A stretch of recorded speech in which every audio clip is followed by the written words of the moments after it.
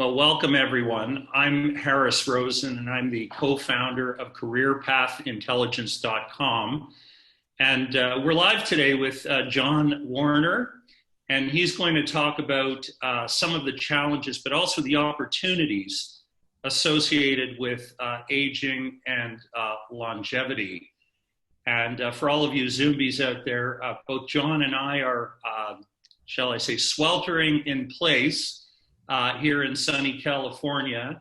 And so I want to thank everyone for listening in across California, in Canada. We have viewers coming in from Japan and wherever else you may be situated today. Now, I won't read John's bio.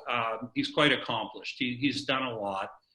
He's had numerous successful exits in and out of startups. But I will say a few words about John.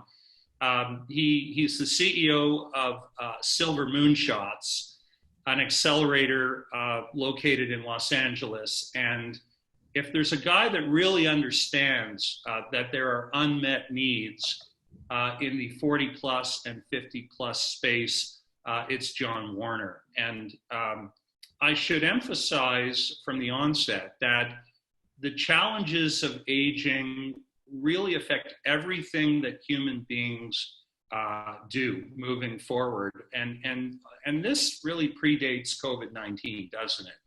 Everything from the way a chair is designed and manufactured to how financial planners deliver their message about retirement. And that maybe that fictional notion of retirement or antiquated notion. In the careers context, ask yourself whether those individuals who have been laid off from Neiman Marcus, to use a recent example, have the skills to move over to Amazon or Salesforce.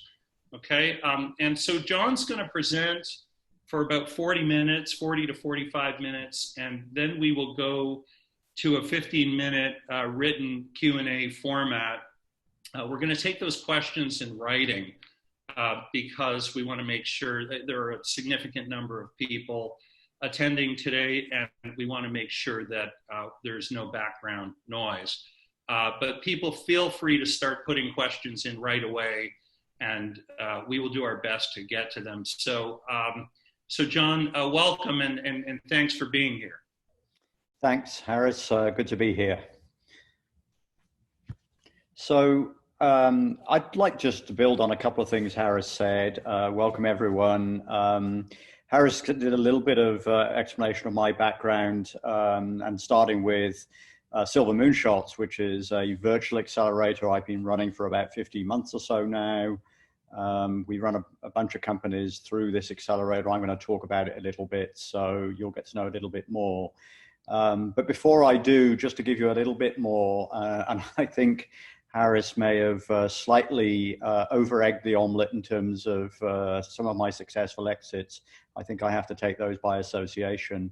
My background was originally, I was a philosophy undergrad, which meant I wasn't particularly trained to do anything from a career perspective. But I did then go on to do an MBA, and I did a finance specialism of all things, and then a PhD in psychology. So I've had a pretty eclectic education. I have worked all over the world. In fact, I've lived in 8 countries, but I've lived extensively in the UK, in Australia, and then for the last 16 years in the US. I'm proud to carry 3 passports. I'd like to collect more. I had an early career in large corporates. Air Products and Chemicals out of Pennsylvania was the first of those, and then Exxon. Worked a little bit in Virginia. But mainly I had 20 years after that in management consulting work, and most of that was in the healthcare realm. And I say that because I'm going to talk a little bit about healthcare as one of the major things that I focus on and where a lot of unmet needs are as far as older adults is concerned. Startups, I've had 3 of my own, and I like to say I've had 1 spectacular failure. And I mean, I lost a lot of money personally, and so did the shareholders. I had 1 break even, got out by the skin of my teeth. It didn't lose or make money. And 1 success. We actually had an exit and made money for the investors in the way that a good startup should. Since then, I've been involved in board advisory work, kind of taking the lessons of what I've been doing. And in the last few years, particularly focused on this 50 plus population. But I think this is probably true for a lot of the listeners in the audience. You know, I counted them up a few months back. I've had something like 30 job roles in my 40 years of working. I think that's the new normal. I think we're going to have multiple things that we're doing at any one time. I think this whole COVID time is confirming that more to be the case rather than less. So I think that's one of the things we have to think about. So to some extent, we're all somewhat entrepreneurs by default these days. If I simplify where my focus is, my main focus is really in entrepreneurship. I teach entrepreneurship both at University of California, Riverside, but also at Redlands University, not far away from it. And then my focus area is older adults, of course. It's about health and wellness, and it's about what technology and innovation can we bring to bear on health and wellness and in the older adult community. And I think that sits, as it shows in this graphic, on a really sound foundation of greater or better data and knowledge. We have a lack of that in general, and I think that's where all good entrepreneurship should start. What are the problems we're solving for at a factual level, not just guessed at? So that's where I focus my time and attention. And I guess the main kind of coalescing area is in health, and I want to talk about that in a second. So the need that I'm trying to meet, particularly with silver moonshots, I saw there was a problem in the marketplace, was that there was no specific accelerator for aging or longevity in the world at the time. This is back in 2018. And we know the market is gigantic. If we just think of the boomer population, it's 76 million in the US alone. There are older adults than that, the generation behind it, people coming up into that generation. In fact, if I think about the 50 plus market that I'm often talking about, that's close to 120 million people in the US today as we speak. So it's gigantic. If we go outside the US, the boomer population in China is 400 million people. It's gigantic populations of people. So I wanted to coalesce individuals who could ideate and launch startups and then give them commercial assistance. That's really what I wanted the accelerator to be able to do. And in so doing, encourage more effort entrepreneurially, particularly around healthy thriving. And I think for the purposes of this presentation, I want to split things into, two buckets, if you like.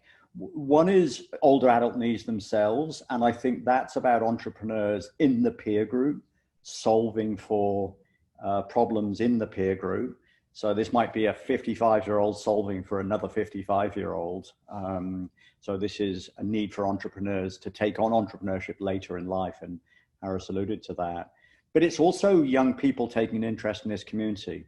So I don't know how many people are sort of under the age of 50 on the call, but we want more of them to focus their attention on the unmet needs, and not just out of their own largesse for doing so, but because it's actually very often a blue ocean space of opportunity. So there's some big problems to be solved, there's some money to be made. So this is not just the domain of older adults taking on entrepreneurship, it's really everyone taking on issues of healthy aging and doing better things as far as that's concerned. So what that means for me in Silver Moonshots is I run an entity which has currently 16 mentors.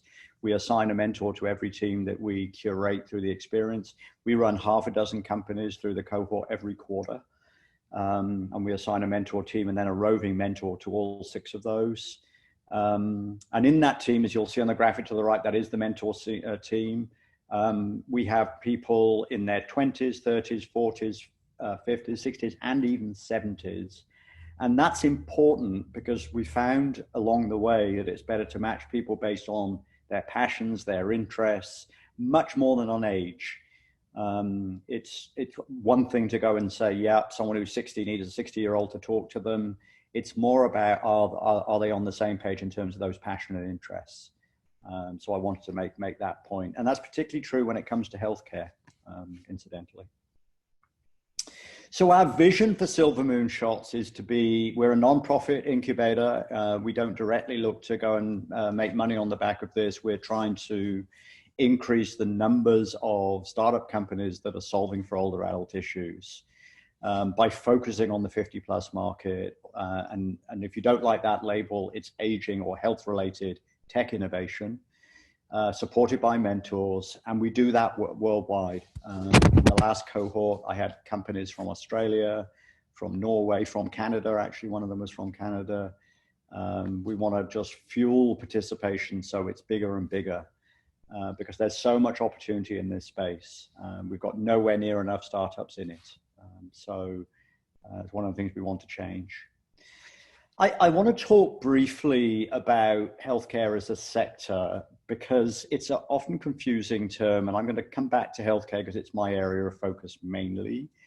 In the US, it's a giant sector, and we'll have some people on the call that are from the US and know this, but this year it's estimated to be 3.7 trillion. And if you just think about that, whether you're Canadian or not, that's double the Canadian GDP. In fact, it's more than double. I think Canadian GDP this year is something like 1.7 trillion. So if you double that, that's 3.4. It's even more than that. But healthcare isn't really an industry. It's a sector. Within it, there are giant industries, whether you're talking about the payer market, the provider market, the drug and research delivery side of things, or ancillary areas. And I've just listed, there's 60 sub-industries on the chart that you can see. And many of those, in fact, there's about 127 subsectors in healthcare. 60 of them are billion-dollar businesses by themselves. And as I've said on the left, just take two of those. Home care is a $110 billion sector. Home health, which is a separate sector, is $110 billion. These are gigantic industries in and of themselves. So when you're thinking about ideating in the healthcare sector, you need to really first ask the question, well, which bit of it am I trying to ideate in or to influence or to change? Because it's really difficult to think about it as just one sector. I want to put a couple more charts up about healthcare because it'll context what I want to say later just in terms of solving for problems that exist in it. And I'm not going to read through those charts. I actually think in general in the world, and it's particularly true in the US, that we've been going backwards for really 50 years now, or really in just 2 generations. As you can see on the left, there's a whole bunch of things that were happening in 1970. I think the one standout there for me is we were spending 23 minutes for every doctor visit. But by 2020, we not only expanded the population and the spending massively, but the doctor time with patients really got squeezed to nothing. And in fact, that isn't even quality time in the home anymore. That's really behind an EMR. Those who've been to a doctor will know very often you can't even see the doctor's face. In fact, in some cases, you don't even see the doctor. You might see a nursing practitioner or an RN. So the picture on the left is William Osler's picture of the guy at home being able to see contextually what's going on with a patient, not just that they're ill, but where they live and how they live. It's very hard to do that today. So to get them to do their job creates a ton of opportunity. So if I just go to the next slide, right now today in the blue bar at the top, we collect information as best we can by giving people, ironically, clipboards. It's rarely electronic, but even when it is, we'll go and find out who they are and where they live, and we might collect some stuff about whether they're married or not and their ethnicity. And we might run some labs. So we might go and measure, height and weight and BMI and, blood type, etc. But if you look at those percentages, we are only collecting about 20% of the data that we need to have efficacy in healthcare. What we don't collect is in the black bar at the bottom. We don't go deeper because we don't have the time on deeper clinical data. So we tend not to know who the persona is at a deeper clinical level. And all of those things I've listed in terms of genetic makeup or the quality of their exercise, even if they're wearing Fitbits and the rest of it, we're not set up to necessarily collect that data. We're certainly not collecting much in the way of public or what's often called population health data because we haven't got time to go and collect it. And then perhaps worst of those, and it's the biggest area of efficacy, it's lifestyle. Are we collecting information around things like emotional stability or an individual's temperament, or, do they have lots of community involvement, for example, or are they sort of sitting alone at home? So you can tell there's a lot of opportunity to really start to go and ask the question, well, what would a medical community want to collect by way of data in order to go and do a good job? And I think that's some of the work of entrepreneurship. So if I think about population health, and I don't want to spend too much time on this, I want to throw it up because it just shows you what a challenge we have. There's 92 data fields up there, I think, if you count them all, in 3 buckets. What's the background of, say, people in my world on the left, in older adults, or even if they were on the right in terms of younger individuals. But what's their basic background, and then what's their clinical and medical background, and then how do they behave, what's their lifestyle. We do a really poor job at collecting a lot of that data. 80% of it we're not collecting at all. And in fact, the red areas, we know if we just collected these alone well, we could make massive inroads in terms of people's health and wellness and in terms of cost reduction in the sector. So I'm not going to overdose too much in terms of healthcare, but I wanted to give you some background as to why I focus on it so much. And if you pair that with older adults and their particular needs, you can see why I'm so interested in the whole area, perhaps. So let me come back to silver moonshots and the problem or the unmet need we're generally meeting for. We are of the view that this whole marketplace receives too little attention and resources, and even worse, perhaps, tends to be viewed in aggregate.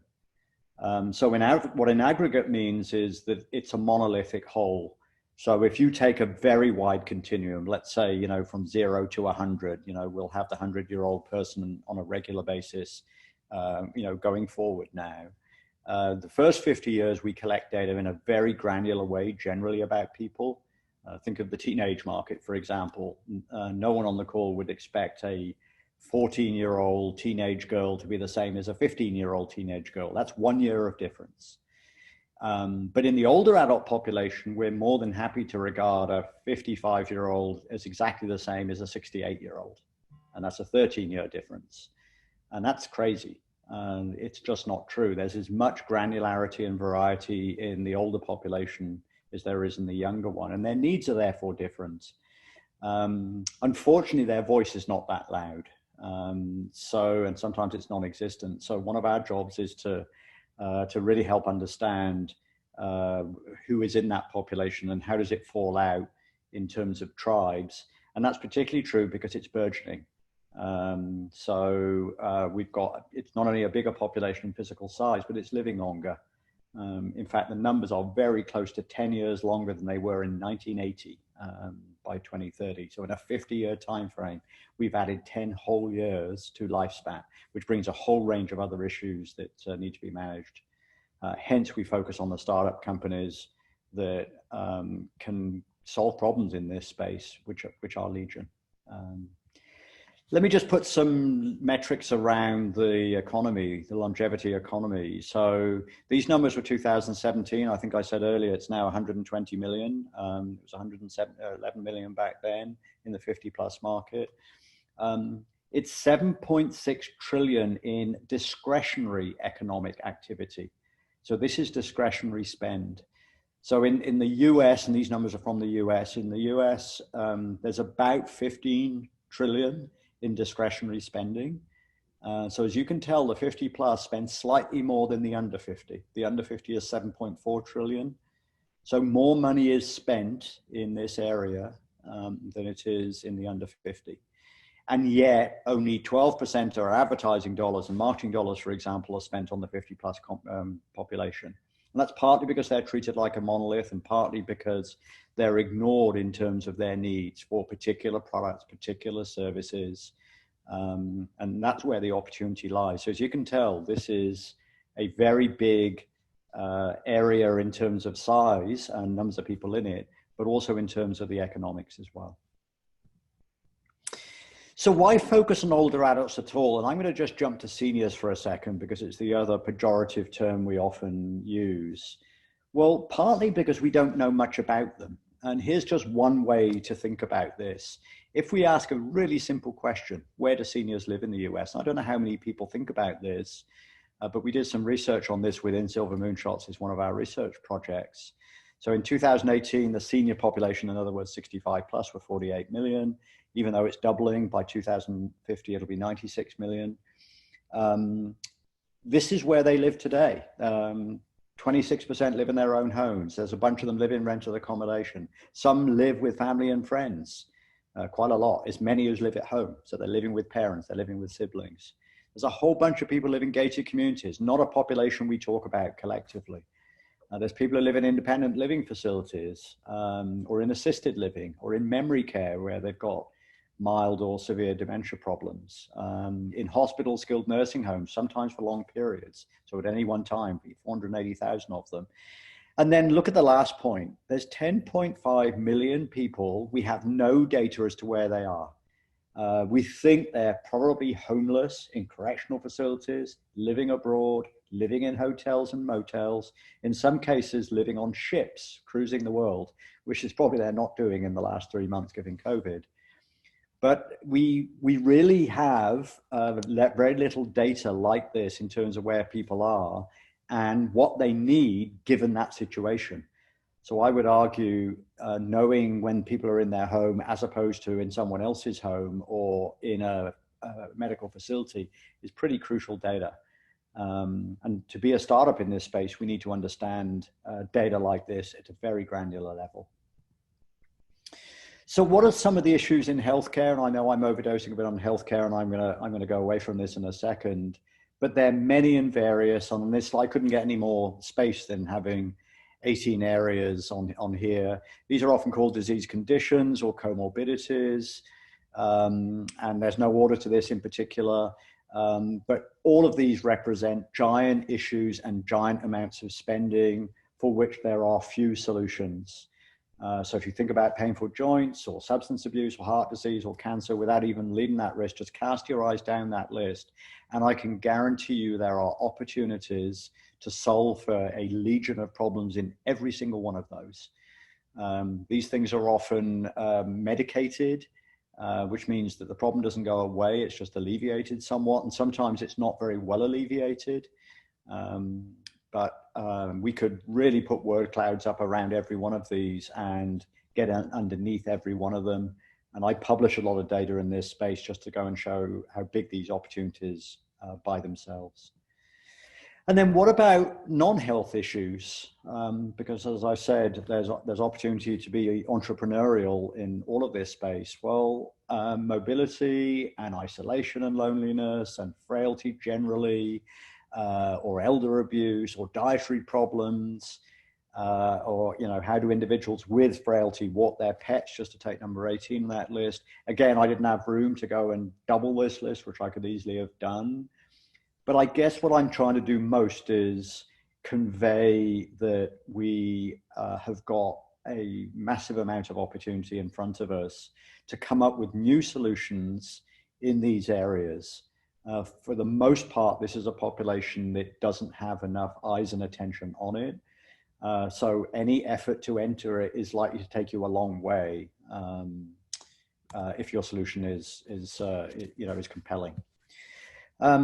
I mentioned aging tech innovation in passing, and I just wanted to end at least this little segment on this. There's tech opportunity in 4 buckets, in my view. I think the one bucket is social side issues, top left, and that envelopes everything you see underneath that. Then there's healthcare issues we talked about more extensively on the prior chart. Then there are transport or mobility issues. And then I think there's consumer issues that you can also attack as buckets. And it's a good way to start thinking about this. And the whole idea is, what does that particular population, at least in that graphic there, need is different to the under 50 population. So it's not to say there aren't social side and healthcare and transport and consumer issues in the under 50, there are. But this population needs particular solutions that are designed for their needs, and they're not the same. And I forgot there's one more chart that I just wanted to show you. The other thing I mentioned as we were going along is I often use this term older adults just as a way of enveloping the so-called 50 plus. Of course, we have to get much more specific in terms of what we mean. And by that, I mean, you should see individuals through multiple lenses. On this chart alone, I've got 4 buckets. So you could say, what's the physical determinant of someone's health, which is how tall are they, how much do they weigh, are they in a wheelchair? It could be their demographics, so how old are they, for example. It could be their psychographics, all those items you see on the right, or it could be social determinants of health, meaning the setting that they're in. You know, do they have close family, for example? Yes, no. I happen to live in Palm Springs. We have a very big LGBT community here, 50% of the entire city. We have many males living alone, over-indexing versus the rest of the population, who have very few people close to them, very little social support. So before you start thinking about an older adult, you've got to go and define what it is you're talking about, because the goal is, as it says on the right, to try and find the tribe we're trying to solve for. And it won't be all of them. Certainly won't be all of them at the same time. I also mentioned in passing issues like loneliness, and the Washington Post has had a lot to say, particularly in the COVID environment. We should be solving for older adult loneliness when it exists, and there are some pretty scary statistics that you can see. 43% of people over 50 say they feel lonely. A third of these say that's a chronic condition. I feel lonely all the time. That's 15 million people, so that's a big population. But we need to think about that, because loneliness isn't the same as being alone. And very often I see people saying, well, let's solve for individuals who live alone. Well, if they're comfortably alone, it's not a problem. It's when they're uncomfortably alone. And the solution isn't always social. There are some people who are uncomfortable in social circumstances. So again, entrepreneurially, we want to be thinking about the population we're dealing with more than anything else. Okay, I'm going to switch gears. So that gives you an idea. I mean, most of that was to illustrate where I spend my time and attention. And you can see it's heavily in healthy aging, to use the pejorative term. But the way I like to address this is using entrepreneurship as my main lever. And I want to just put this on the front of something educational for a second, and I'll anchor back to it later. So we talk about STEM in education, for example, in terms of science and technology and engineering and math as being important. And I think we realized we sort of forgot that we should, add the arts back to that. So STEM became STEAM. But I actually think that entrepreneurship belongs on the front of all of that. And I like it because it creates esteem, E-S-T-E-A-M, because entrepreneurship is the lens through which I like to see everything else we're studying. I think entrepreneurship is what gets us to a better place in the future. It's people thinking outside the box and coming up with new ways of thinking about old problems. So for me, it's not politics that leads us to better places. I think often it manages the past, not the future. It's not religion. It's not anything like that. It's for me, it's business and entrepreneurship that often takes us forward in dramatic ways. And what changes entrepreneurially will change often things like social fabric. I've for many years been teaching entrepreneurship, as I said earlier, and as part of that, I've been a big fan of the change of 10 years ago, which was to go to the lean movement, the lean startup movement, commenced by people like Steve Blank at Stanford, and people like Eric Ries, one of his students, wrote the book, The Lean Startup. I've been teaching that for many years, but a year ago, I wrote a book of my own, not my first, but the book I published last year, to try and simplify that even further into what I saw as an 8-step startup validation map, so that we could take unmet needs that I've described earlier, so the ones in healthcare or the ones not in healthcare, and run them through a filter of an 8-step process to de-risk that startup and create an opportunity, even for people who didn't necessarily know much about entrepreneurship, to see whether both their idea and its possible path to growth was possible, because that's the key. You want to have a pathway to something being worth investing in. And I don't necessarily mean institutional investment. This could be investment that you make, your own bootstrap money, your own money that you might put into this. But it might also mean money from outsiders. You need a methodology, and you need to provably make whatever startup you're thinking about go to a better place. I am not going to dig into this. This is a one-page representation of that book, or at least half of it, the first half of it. Those are the 8 steps. I know they're hard to read, but the key to look at on this chart is step 1 and 3. Step 1 is, what are you trying to solve for? What is the unmet need, and which segment, I call it a beachhead, has got the most pain that you're trying to solve for? Many startups do not dig into that enough. And the reason there's a 3x in the yellow box there is because that first step over indexes by 3 times more than any other step on this chart. If you get the unmet need wrong, you are on a bed of sand, and you'll never get to product market fit. So digging into that is crucial. And you do that by talking to the customers and make sure the pain is real and not just making guesses about it. And then on the right, step 3 is whatever it is you're offering. What idea is going to alleviate that pain? So, and how does it do that uniquely or better than anyone else in market? And what connects those is step 2, which is the team that knows about the unmet need and knows how to render a product that solves for it. If you can get those 3 working, you have product market fit. Everything around the edge then makes that happen. So simplistically, step 1 is about making sure you've got clear identification of the pain and the gain. Step 2 is about mindset and culture, and I am going to come back to that later. Step 3 is about uniqueness and differentiation. Step 4 is about getting enough customer data to confirm everything you're thinking about. Then it's about traction and velocity. Then it's about channels to market. Then it's about perception of value, which is really the pricing model you go to market with. And then ultimately, in the orange box in the center, it's about intelligent market entry.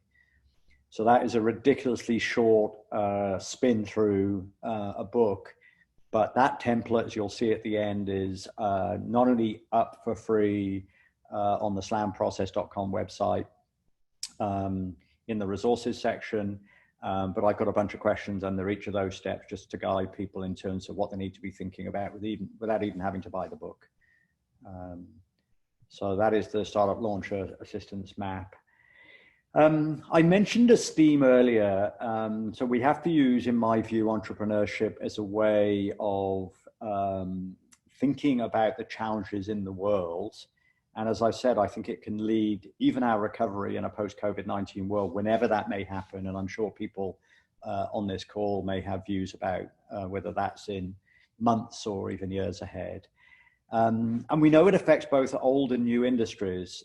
Both will have to change a great deal. So if we think about education, can they? My university at Redlands is a private university. We've got about 5,000 students, beautiful campus, but we are seriously wondering whether students will ever come back in the numbers that we want them to.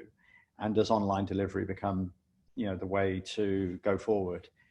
Can we even survive in that model versus all the other people out there that are trying to go the same way? That would be equally true of finance and banking. It would be certainly true of healthcare, the industry I know most about. Travel and tourism, obviously, given all of the cataclysmic changes to it in the recent months, we'll have to rethink how it's offering its products and services. And even new industries need to think about how they're rendering their service. So if you think about this, there's a new big pejorative term called tele-encounters now. It's no longer telehealth, because we can think about individuals interfacing for company and social needs. We can think about it for mental health, for example. That needs to think about whether it's on the right track or does it need to pivot. Genomics are making greater use of that data. It's certainly available to us, but not really plugged in. Voice activation, we have many, many Alexas and Google Homes now in people's homes, but what can be voice activated has got a long way to go in terms of integrating it into our way of life. We've talked for a long time about AR and VR and about IoT, but again, in the post-COVID world, I think we're going to see some significant changes. And I think entrepreneurship is the basis on which that happens. That's what I want to focus on now.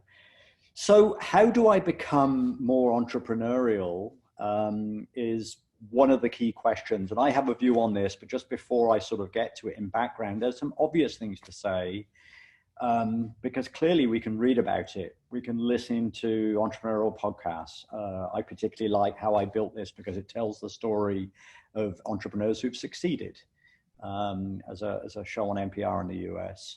You could do a MOOC, a massive online open course on entrepreneurship, or 2 or 3 or 4 of those. They're often free to undertake, and you can get an education much like people like Elon Musk did when he first got involved with SpaceX. He will say openly to people he immersed himself for 4 days in watching YouTube videos so he could understand as much as he needed to, at least in those early stages, about space and spacecraft travel. You can attend pitch events, visit accelerators, volunteer to help startups and learn by osmosis.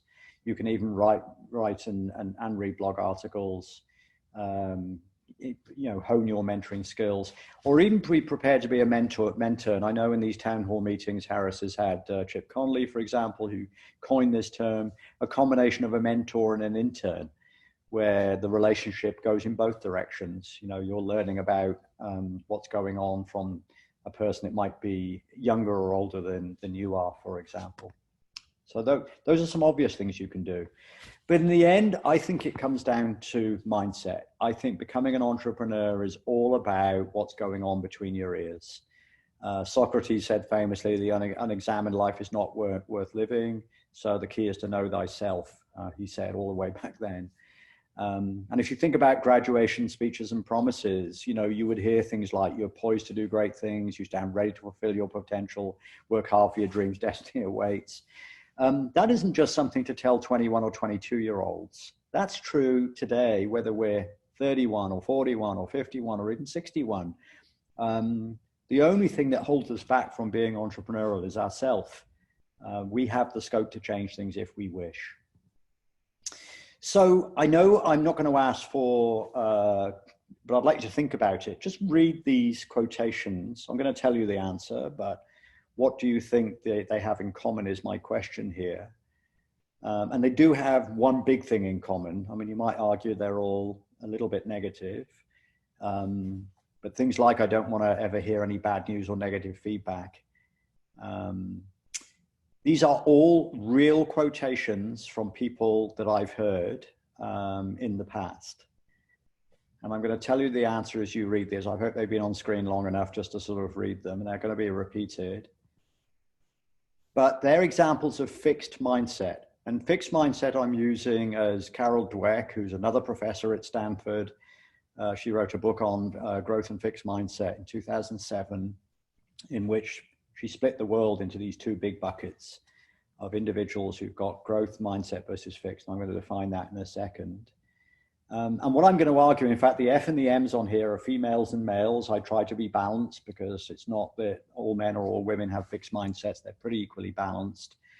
And I've actually put in red some of the traits that this signals in a fixed mindset sense. So in the very first one I read out, this person's ability to analyze the pitfalls of what they're thinking about is limited. And that would be a problem if you want to have a growth mindset.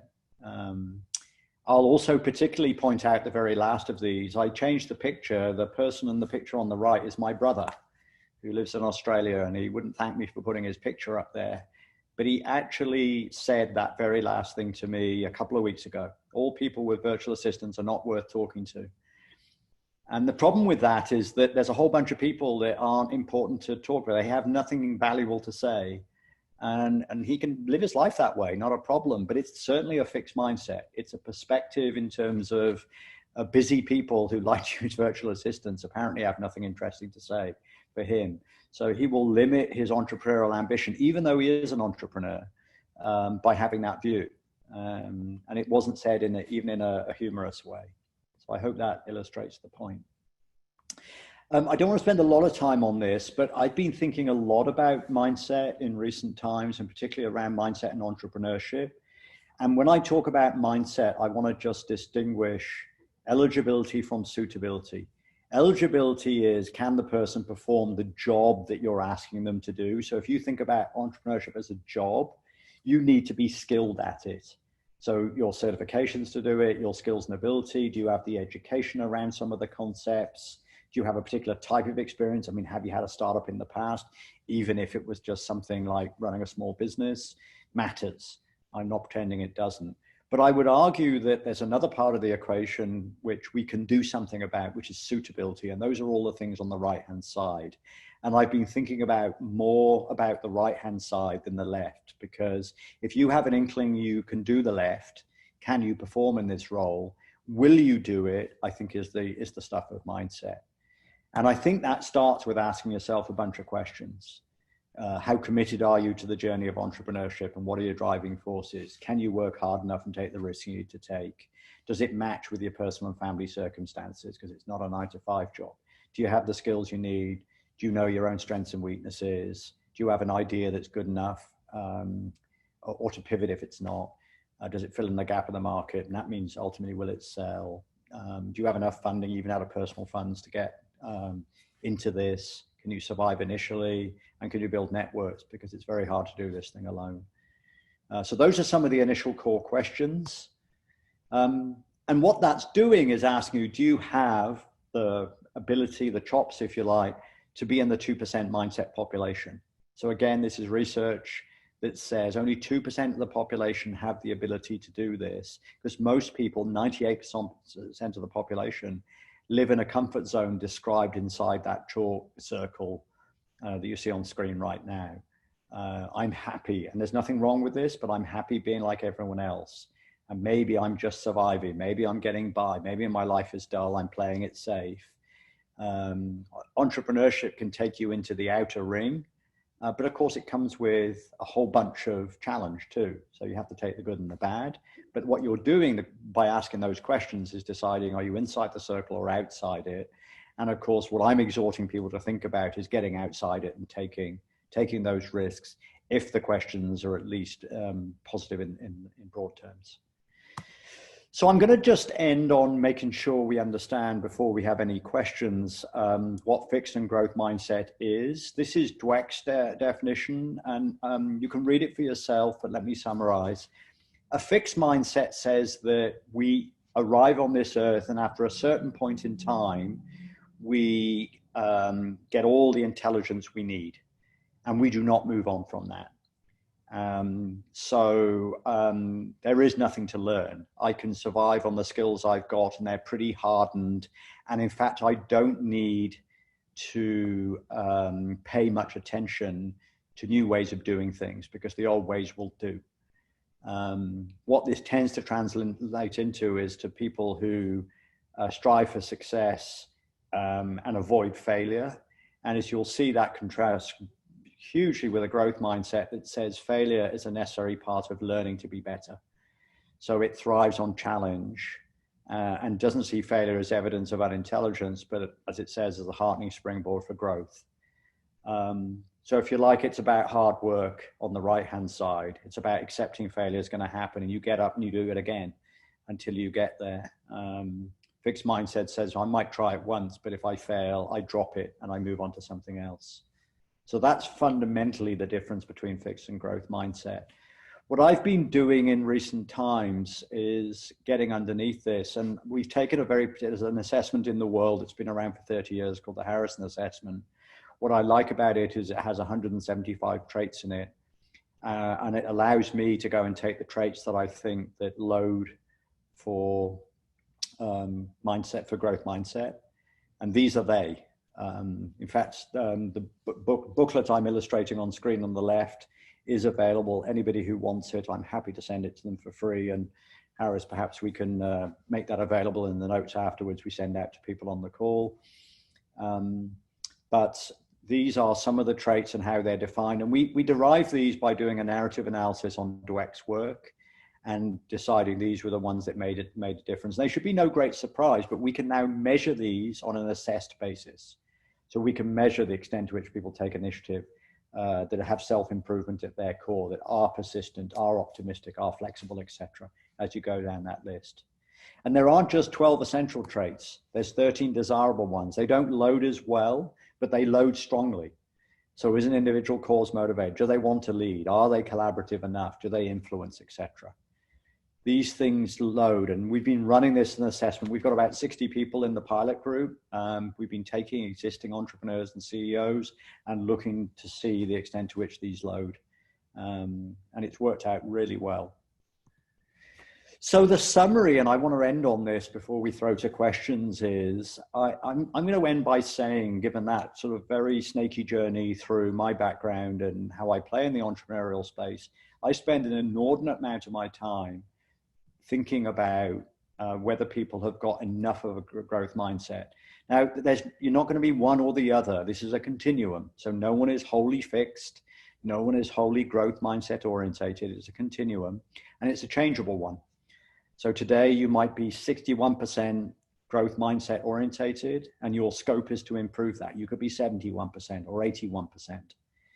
And the trick is to change what's going on in terms of attitudinally what's going on in the mind, whatever you may have learned in the past.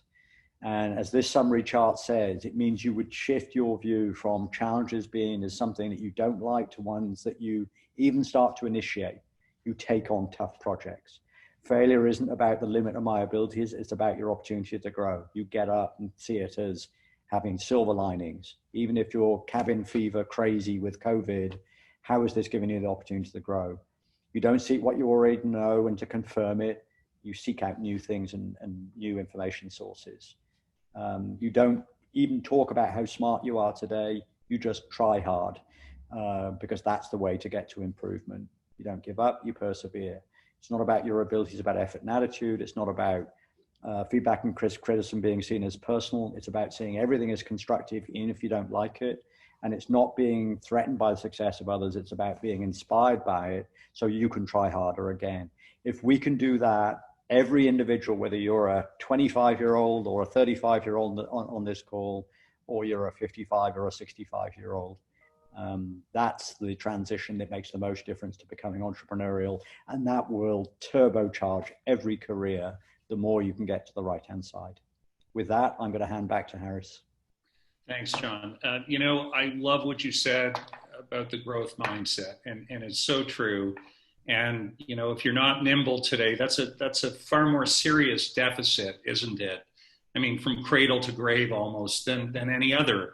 And I hear this repeatedly from people, from VCs, from people who are, from every walk of life. We did have some interesting questions come in.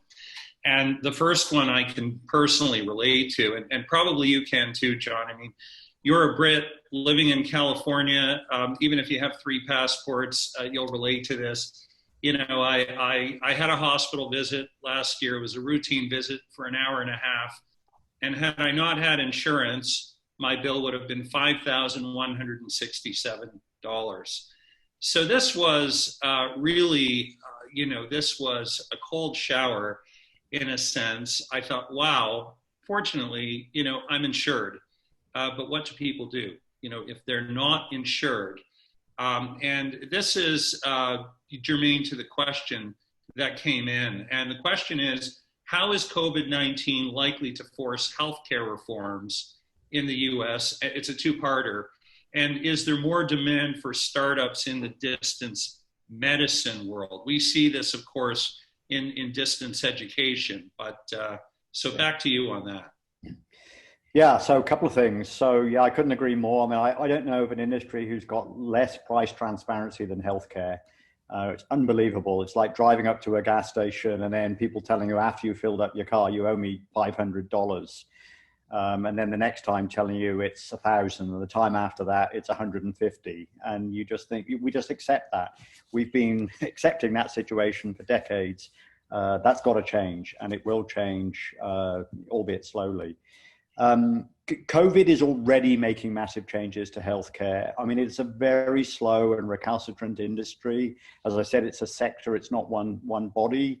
So different bits of it move at different paces. But yes, I know I was talking to someone at Kaiser recently, their telemedicine hours are up 8,000% in the last quarter.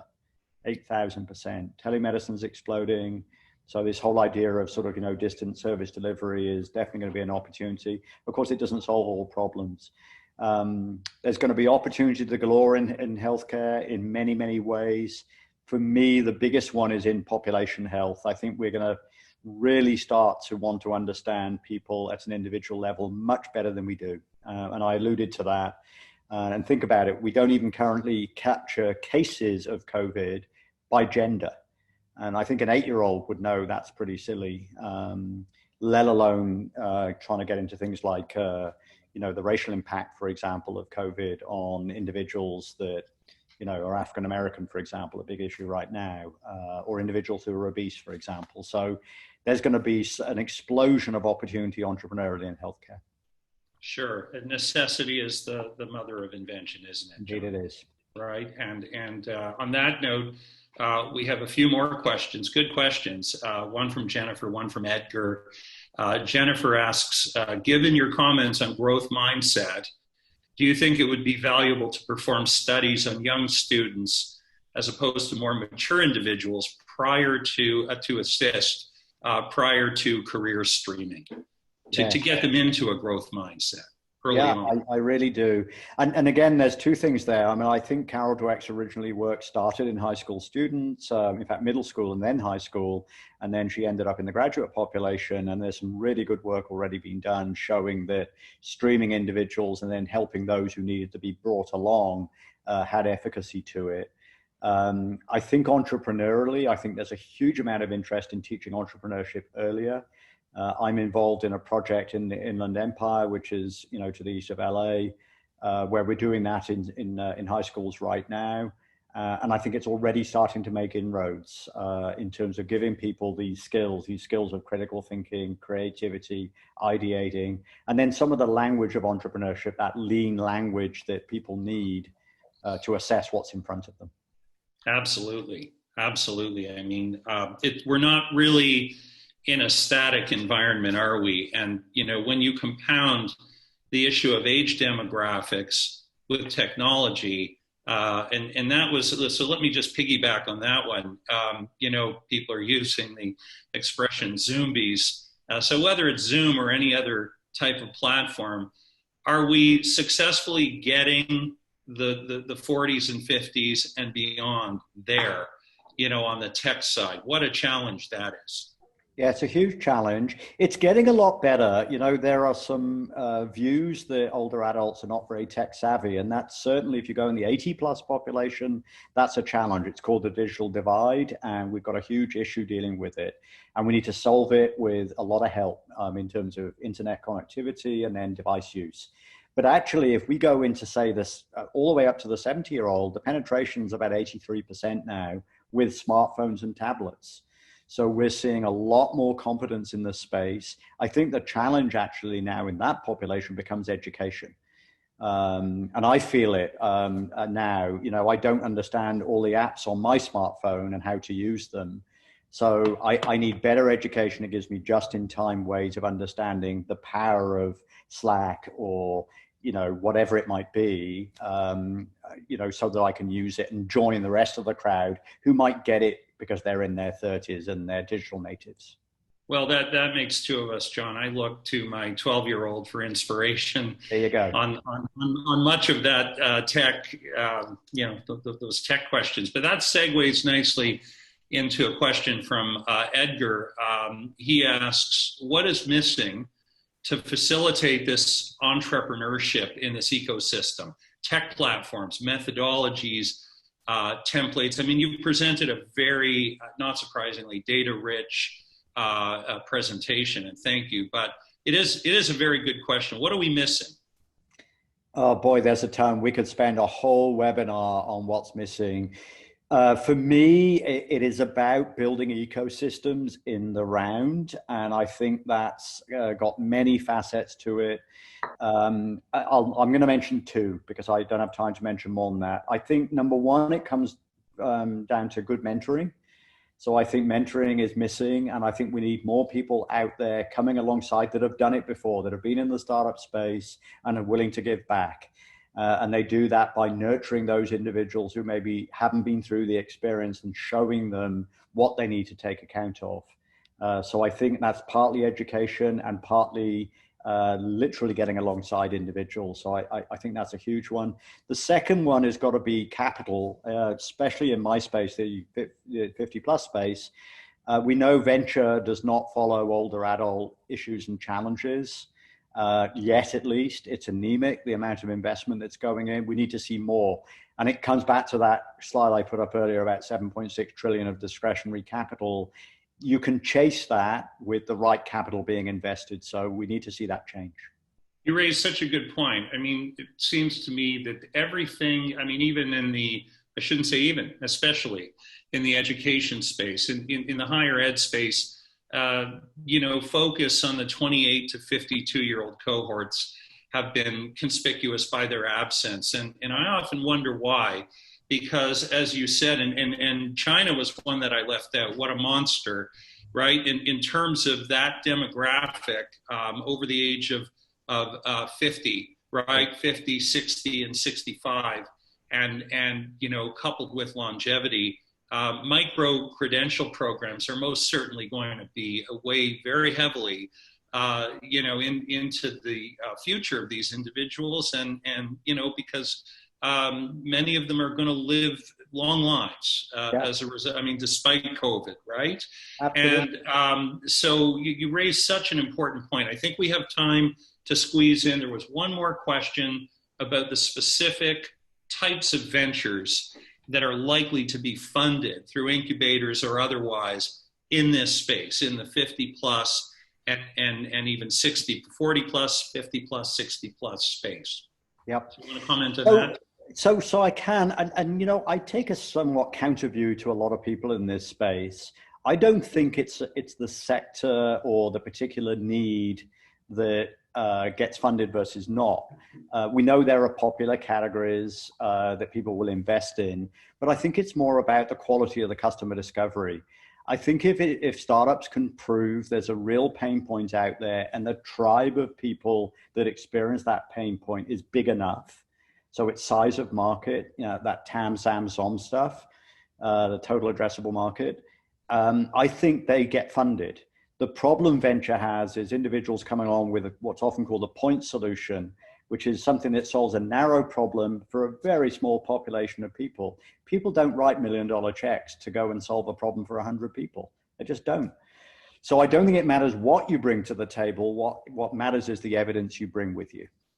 That's a great point about being data rich, right? And certainly the 40 plus and 50 plus markets, support data rich. That's a vast market, despite COVID, a vast market with an enormous amount of discretionary income, right, John? Absolutely huge. And just not to elongate this, but might be a favorite topic of yours, I'll give you one area which I know is huge for this population of people seeking new careers. The tech that's online right now, whether it's LinkedIn or Indeed or any of these platforms, are really clunky, old, not very good. They're repetitive. It's really hard to curate the experience. So the ideation possibilities in that space are legion to improve it. And we've seen little microcosms. You've seen a ZipRecruiter come along and take a slice and do a little bit better. But we haven't solved for many, many other issues in that space alone. So I just don't think there's going to be any lack of opportunity, whatever area you pick. What a great comment. John, even though we're going to a much shorter format, I really could spend another hour with you. You're just encyclopedic and you're doing God's work with this.